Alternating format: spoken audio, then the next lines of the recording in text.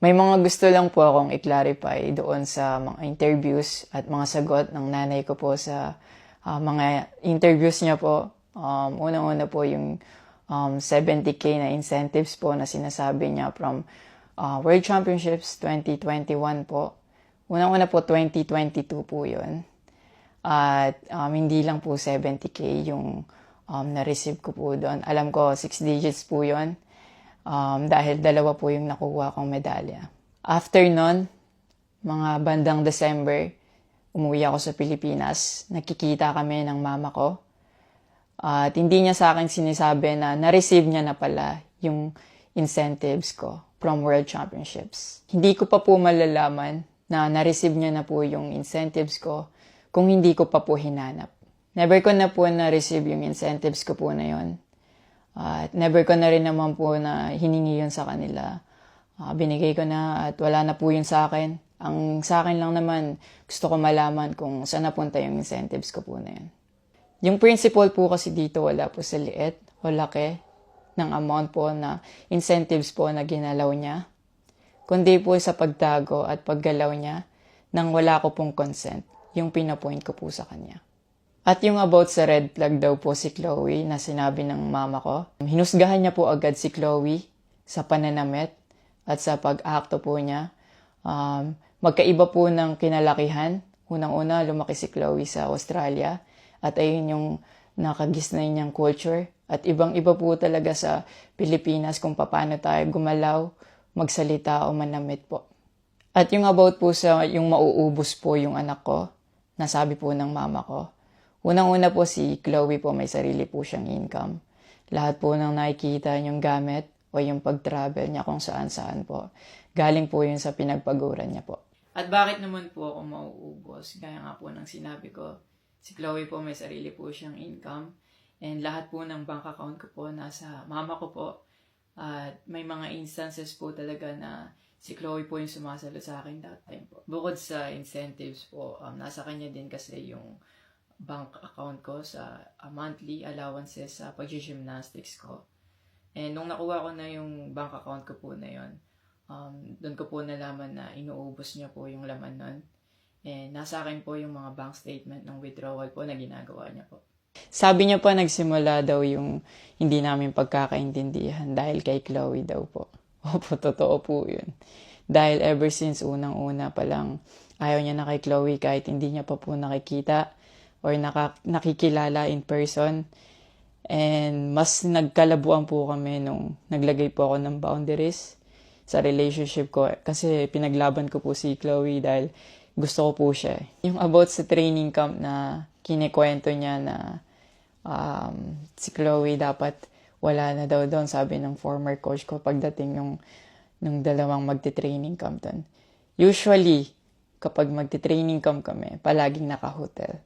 And miscommunicated yon na doon pala sila sa akin na mag-i-stay. Hindi rin totoo na pagpunta nila doon, nung dalawang bata, dapat wala na si Chloe kasi sabay-sabay silang pumunta doon. Actually, nagulat pa yung former coach ko kasi nandun si Chloe. Minelcome naman namin sila talaga. Nag-prepare kami para sa kanila. So, hindi ko alam kung bakit ganun yung mga sinasabi niya. At yung sinasabi niya po na yung dalawang bata po dahil si Chloe yan doon, yung nakabalandra daw yung puwet po. Bilang nakakatandang kapatid po, bilang boyfriend ni Chloe po, at bilang ate at kuya po, kami po aalagaan po namin sila. Hindi namin po gagawin yung mga iniisip niya na ganon. Ang dumi niya mag-isip at hindi appropriate yon para sa akin at disrespectful yon actually sa akin and kay Chloe po. Yung sinasabi niya na so dapat wala daw pong outsider or guest po doon sa apartment ko po. Di din po yung totoo kasi wala naman pong naka-indicate or nakalagay sa contract na bawal yung guest or outsider sa loob po ng apartment po. And actually, invited po si Chloe ng former coach ko from Japan nung SEA Games pa lang po sa Vietnam. So, sinabihan kami na invite mo na lang si Chloe sa Japan and doon kayo mag-hangout. Sabi niya pa na feeling niya daw, nilalayo ako ni Chloe sa kanila. Unang-una po yun, months before nun, kasi uuwi ako parang 3 days yun. Sinabihan ko na sila na mag-i-spend time ako kay Chloe. Nagpunta kami sa Baguio. Sinama ko si Chloe, nag-spend time kami. Nakikipaghalubilo naman po kami, hindi naman ako nilalayo ni Chloe. Actually, pumunta pa kami sa Pangasinan. Like, po kami doon, parang meet and greet. Yeah. Tapos after nun, nagpunta tayo ng Baguio. And then, ikaw pa nga nag-aya na yung sa bike. Yeah, Because we didn't know tayo. what to do Yeah.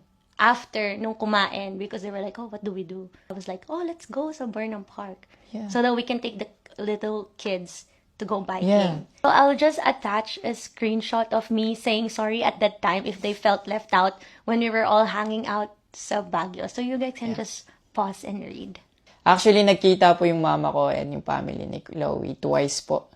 And then, yun, nag-usap po sila. And the last resort, my family made a group chat Yeah. na kasama everybody involved because my family wanted to address kung ano yung issues ni mom mo towards me. Yeah, kasi marami na siyang pinapost. Yeah, madami na siyang pinapost. And even though my family knew na madami na siyang pinapost, my family still welcomed them, treated them with respect and with no judgment na pinaringgan nila yung side ng mom mo, what she had to say about me and our relationship.